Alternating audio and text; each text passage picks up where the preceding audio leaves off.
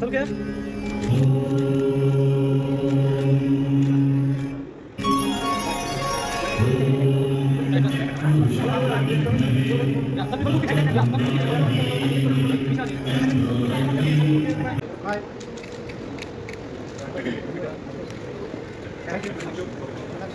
मागे गाहे तब जय गाथा जन गण मंगलदायक जय हे भारत भाग्य विधाता जय हे जय हे जय हे जय जय जय जय हे।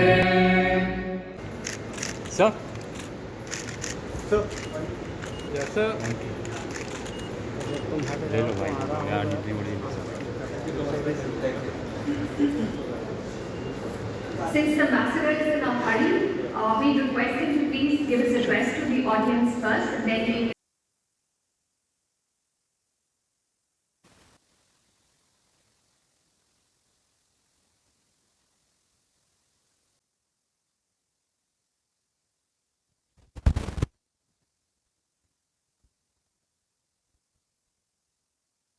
Unfortunately, he had to leave early, so thanks for him for joining us for this inauguration for the lamplighting and other ceremonies. So, coming to our show, I would say it's a very promising show this year. It's the largest renewable show we are putting in terms of being the 16th edition. We have put multiple editions before, but it's the largest. We have over 700 exhibitors and the electric vehicle industry. We all know our Indian renewable energy sector is the fourth largest in terms of largest market in the world. We have already. to please come to the podium and address the audience. Please put hands together. Proceed.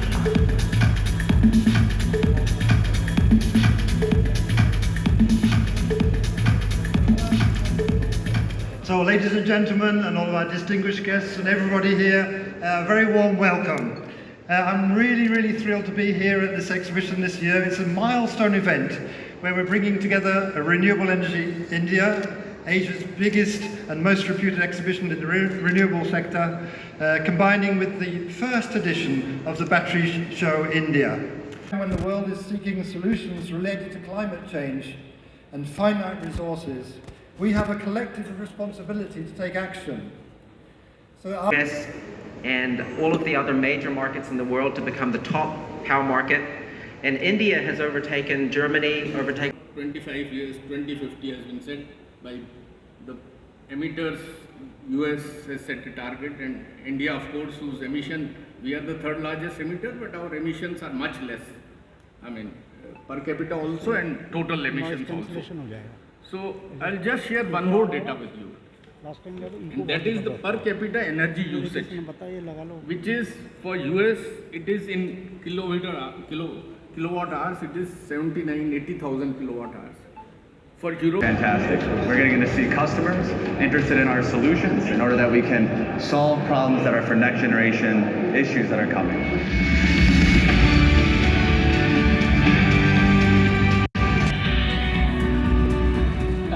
So far it's been extremely good. I mean, it's more than what I had expected. We've got good numbers of exhibitors, we have visitors, we have speakers, we have delegates. I think this show has been exceedingly.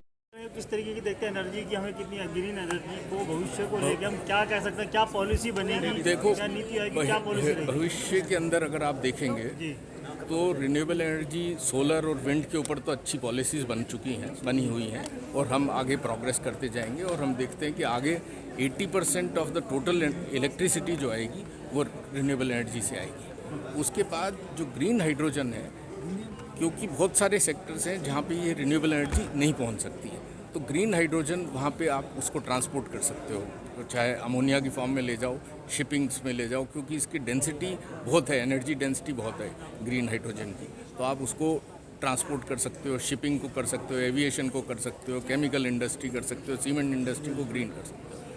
Battery storage इसलिए important है क्योंकि आपका 80% जो electricity generation होगा next 30 years के अंदर वो renewable energy होगा, तो आपको बैटरी स्टोरेज चाहिए उसको बैलेंसिंग के लिए। बैटरीज को डिसइंटीग्रेट करके उसके अंदर से मेटल एक्सट्रैक्ट करने के लिए लगी हुई है। बहुत सारे स्टार्टअप्स हैं जो कि ये काम कर रहे हैं। इनफैक्ट दे आर इंपोर्ट भी कर रहे हैं वो बैटरी मटेरियल्स को, और यहाँ पे फिर वापस एक्सट्रैक्ट करते हैं, रीप्रोसेस करते हैं। तो ये रीप्रोसेसिंग तो एक बिजनेस मॉडल है, तो उसके अंदर पॉलिसी बन जाएगी तो बहुत अच्छा है। दे विल नो कि इसके अंदर understanding and talking about the future of this industry. So we are going to release a white paper on this. So you as media friends will definitely get a copy of this, and it's about 3 to 4 platform to develop the cooperation between Italian and Indian companies in the renewable energy sector. The energy transition is one of the pillars of the strategic cooperation between India and Italy, the two very important manufacturing countries, can be beneficial for both countries. Of course, I'm ready to reply to answer your question about specific issues of the renewable energy sector and so on. इतनी संख्या में आए हैं इस event में, और मैं तो एक ही चीज़ कह सकता हूँ कि अभी हमारा 16वां एडिशन है, लेकिन देख के ऐसा लगता है कि अभी बहुत लंबी यात्रा है जो और अभी हम आगे चल रही है। और अब चूँकि हमने बैटरी शो को भी अपने साथ लिया है और बहुत लंबा डिस्टेंस ट्रैवल करेंगे, आप सबकी सपोर्ट रहेगी मीडिया की, क्योंकि मीडिया के पास तो ऐसी ताकत होती है जो किसी के पास नहीं होती। वो ताकत है आपके पेन है, आपके रेट्स, नंबर ऑफ एग्जिबिटर्स, ये सब तो एक स्टैटिस्टिक्स है। वो स्टैटिस्टिक्स तो हर साल बदलती रहती है और कोशिश रहती है कि पिछली बार से बेहतर करें, लेकिन उसका कोई अंत नहीं है। लेकिन सबसे ज़्यादा ज़रूरी क्या है कि हमारे इवेंट्स ऐसे इवेंट्स होने चाहिए जो सोसाइटी पे एक बहुत बड़ा इम्पैक्ट छोड़ें। तो सस्टेनेबिलिटी में हमारा इम्पैक्ट है, उस पर हम अपनी छाप छोड़ें, और मैं कहता हूँ उस दिशा में हमारा बहुत अच्छा प्रयास चल रहा है। और अब तो बैटरीज का शो है और तो खड़ा कर रहे हैं उसको, पहला एडिशन है, लेकिन पहले एडिशन में जिस तरह का इंडस्ट्री को सपोर्ट रहा है, मुझे लगता है कि जैसे मैंने अभी स्पीच में भी थोड़ी देर पहले कहा कि हमें 16 साल लग गए रिन्यूएबल एनर्जी इंडिया एक्सपो को इस मुकाम पर लाने में, लेकिन बैटरी शो को मेरे ख्याल से टारगेट हमारा 20 गीगावाट ही बना रहता, और इसी तरह ही हमारे टारगेट EV 30 है।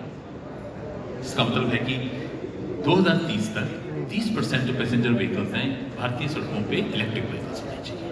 तो ये भी एक बहुत बड़ा टारगेट है, क्योंकि हर टारगेट करने के लिए एक अलाइनमेंट चाहिए होती है गवर्नमेंट की पॉलिसीज़ की, इन्वेस्टमेंट्स की, प्राइवेट एंटरप्रेन्योर्स की और टेक्नोलॉजी की। तो हर दिशा में आगे बढ़ना चाहिए, और हर दिशा में भारत जैसा देश इस समय आगे बढ़ रहा है, और हमें पूरी उम्मीद है कि सफलता के साथ हम लोग आने वाला फ्यूचर हमारे लिए बहुत ही ब्राइट है, सिर्फ हमारे लिए नहीं, आप सबके लिए, पूरे भारतवर्ष के लिए। धन्यवाद।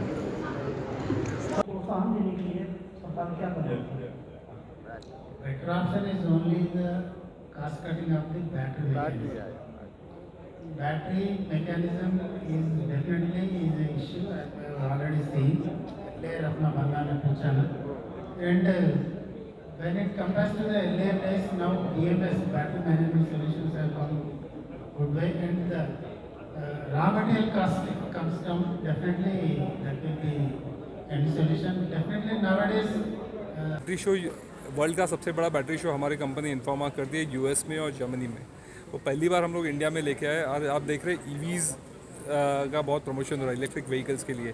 गवर्नमेंट का टारगेट है 30% of the electric vehicle should be running on the road by 2030। तो इसीलिए बैटरी टेक्नोलॉजीज जो है, जो जिसमें बढ़ोतरी चाहिए, उसके लिए हमने बैटरी शो लॉन्च किया है।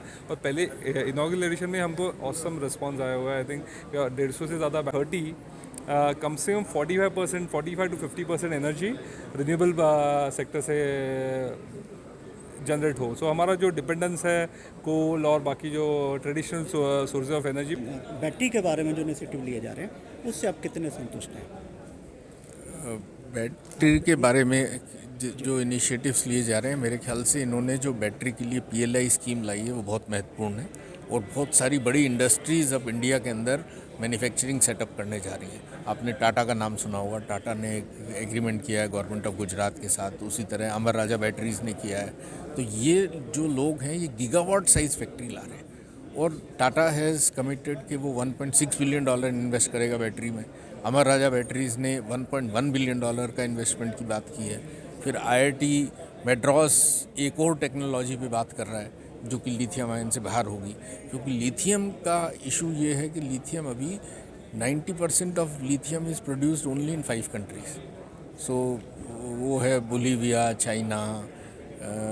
तो ये है कि ऑल्दो ये रिसाइक्लेबल है, लेकिन फिर भी ये लगता है कि एक और टेक्नोलॉजी हो, 1 या 2 इक्विवेलेंट टेक्नोलॉजीज़ हो जाएं बैटरी के अंदर, तो फिर हम आगे बढ़ सकते हैं। चाइना के मुकाबले हम अपने आप को कहाँ देखते हैं? देखो, चाइना तो इस चीज़ में अभी काफ़ी आगे है हमारे से। अगर आप बिकॉज उन्होंने काफ़ी पहले शुरू कर दिया था, इलेक्ट्रिक व्हीकल्स उन्होंने 10 साल पहले बनानी शुरू कर दी थी, बैटरी के अंदर उनकी रिसर्च काफ़ी पहले से हो गई थी, लेकिन हम कैचअप कर जाएंगे क्योंकि हमारी प्रॉब्लम और थी। हम अफोर्डेबिलिटी की एक और प्रॉब्लम थी उस टाइम हमारे पास पावर शॉर्टेज थी। आज गवर्नमेंट की पॉलिसीज़ जो आई हैं लास्ट 9 सालों में, पावर शॉर्टेज नहीं है, आज प्राइसेस रिन्यूएबल एनर्जी की कम आ गई हैं।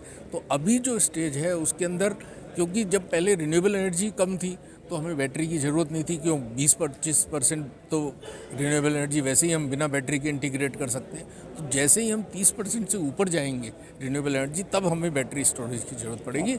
और अभी मतलब राइटली चल रही है गवर्नमेंट सरकार के द्वारा या कंपनियों के द्वारा, उससे ई व्हीकल के जो दाम हैं वो कम होंगे, बैटरीज के जो दाम है वो कम होंगे, क्योंकि अभी काफ़ी महंगे पड़ रहे हैं। बिल्कुल कम होंगे, क्योंकि अभी आप देखोगे ऑलरेडी बैटरी के दाम और इलेक्ट्रिक व्हीकल्स के दाम कम हो गए हैं। नए मॉडल्स आने शुरू हो गए हैं इलेक्ट्रिक व्हीकल के अंदर। बहुत सारे स्टार्टअप्स हैं जो इन कामों को कर रहे हैं, एग्रीगेट करके वो जो लास्ट माइल डिलीवरी के लिए दे रहे हैं। तो मेरे हिसाब से और कंटिन्यूसली चीज़ें कम हो रही हैं। जो नई कंपनीज़ आ रही हैं इसको प्रोड्यूस करने के लिए, और काफ़ी ज़्यादा कंपटीशन है। तो ये तो आप देखोगे कि आने के 5 साल क्या 3 साल के अंदर ही बहुत ज़्यादा फ़र्क लग जाएगा। और अब लोगों की प्रेफर्ड चॉइस हो रही है आपको व्हीकल लेने के लिए। अभी तक पहले कमर्शियल व्हीकल के अंदर ज़्यादा इलेक्ट्रिक व्हीकल जा रही थी, लेकिन अब प्राइवेट व्हीकल्स लोगों ने लेनी शुरू कर दी हैं, क्योंकि जैसे जैसे अच्छे मॉडल्स आने लग जाएंगे, क्योंकि आपके पास चॉइस होनी चाहिए कंज्यूमर के पास। और जब सारी बड़ी कंपनीज अपनी एक इलेक्ट्रिक व्हीकल का मॉडल, 2 मॉडल सबने निकालने शुरू कर दिए, तो लोग उनको पता है कि फ्यूचर के अंदर। अच्छा, एक और इशू था अभी चार्जिंग इंफ्रास्ट्रक्चर का इशू था कि आप इंटरसिटी जाएंगे, दिल्ली के अंदर तो हो गया, मान लो आपने घर पे लगा लिया, आप जाएंगे, अब क्या हो गया कि रेंज भी बढ़ गई है। अब आपको 500 किलोमीटर तक, 450 किलोमीटर तक आपको चार्जिंग की ज़रूरत नहीं है, तो फिर थोड़ा काफ़ी फ़र्क पड़ जाता है। तो ये दोनों चीज़ें साथ साथ चल रही हैं, सॉल्व हो जाएंगी। मेरे को लगता है चार्जिंग इंफ्रास्ट्रक्चर जैसे बढ़ जाएगा। शुरू में 3-4-5 साल पहले तो पॉलिसी भी नहीं थी कि आप इलेक्ट्रिसिटी बेच रहे हो, ख़रीद रहे हो, क्या कर रहे हो। सो ये सारी चीज़ों में थोड़ा टाइम लगता है, लेकिन मेरे हिसाब से हमने कहीं भी इन पॉलिसीज़ में कोई गलती नहीं की है। मेरे ख्याल से बहुत सही टाइम पे सही पॉलिसीज़ आती चली गई हैं, और इसीलिए आज इतना जो वो क्रिएट हुआ है, इतना अच्छा वाइब आप देख रहे हैं रिन्यूएबल एनर्जी के अंदर। यहीं पे 2010 के अंदर पहला हमने रिन्यूएबल एनर्जी का बड़ा वो किया था, तब मिसिस गौरी सिंह थी, तो उन्होंने फ्री वो किया था कि हम फ्री रखेंगे, पूरा डेलीगेट फी कुछ नहीं है। आज ये प्राइवेट कंपनी यहाँ 40,000 लोग एक्सपेक्ट कर रहे हैं। सो रिन्यूएबल एनर्जी तो काफ़ी अट्रैक्टिव और ये हो गई है। सर से जो बता रहे थे कि किस प्रकार से सोलर एनर्जी के ऊपर भी ध्यान दिया जा रहा है और बैटरी के ऊपर भी ध्यान दिया जा रहा है, और जिस तरीके से बैटरी और ई व्हीकल को बढ़ावा देने की बात इस कार्यक्रम में की जा रही है, उससे ऐसा लगता है कि आने वाले समय में भारत जरूर इस ओर तेज़ी से अग्रसर होगा। देखने वाली बात ये होगी कि सरकार के द्वारा चलाई जा रही नीतियों से ई व्हीकल्स के दाम घटेंगे। बैटरियों, जहाँ तक लिथियम बैटरी की बात है, उसको डंप करने के बारे में या उसको किस तरीके से उसका निपटारा किया जाएगा यूज्ड बैटरी का, ये भी देखने वाले होते हैं। फिलहाल मैं अजीत कुमार। हम देख रहे हैं ग्रेटर नोएडा में बैटरी के ई बैटरी को लेके जो कार्यक्रम सरकार के द्वारा यहाँ चलाए जा रहे हैं उसके बारे में बताया जाए। देखना चाहेंगे यहाँ पे अडानी सोलर है, देखें कि यहाँ रेजॉन सोलर है, और तरह तरह से जो ये यहाँ पवेलियन जो लगे हुए हैं, कई देशों के प्रतिनिधि यहाँ पर अपने डेलीगेट लेकर आए हुए हैं, और किस प्रकार से सोलर बैटरी को बढ़ावा दिया जाए, ई व्हीकल को बढ़ावा दिया जाए, ये यहाँ पर बताया गया है। साथ ही जो ई व्हीकल है उनको बढ़ावा देने के लिए आप देखें कि यहाँ जगह जगह कार्यक्रम का आयोजन किए जा रहे हैं। आप देखें कि इस तरफ आप देखिए, ये कई तरह के जो यहाँ पर पवेलियन लगे हुए हैं, कई देशों के पवेलियन यहाँ पर लगे हुए हैं। सरकार की ओर से जो कदम उठाए जा रहे हैं, लगातार सोलर एनर्जी और ई बैटरी को लेकर चलाए जा रहे हैं, ताकि ईंधन की बचत की जा सके और प्रदूषण से भी छुटकारा पाया जा सके। फिलहाल देखने वाली बात ये होगी कि सरकार जो इस प्रकार के कदम उठा रही है, और अभी देखने में आ रहा है कि जो ई व्हीकल्स हैं उनके दाम अभी काफ़ी बहुत ज़्यादा हैं, तो आने वाले समय में इन कदमों से जो है ई व्हीकल के दाम भी घट पाएंगे या नहीं, ये देखने वाली बातों की आशा की जा रही है कि ई व्हीकल के दाम घटेंगे। फिलहाल ग्रेटर नोएडा विक्रम सोलर से मैं अजीत कुमार।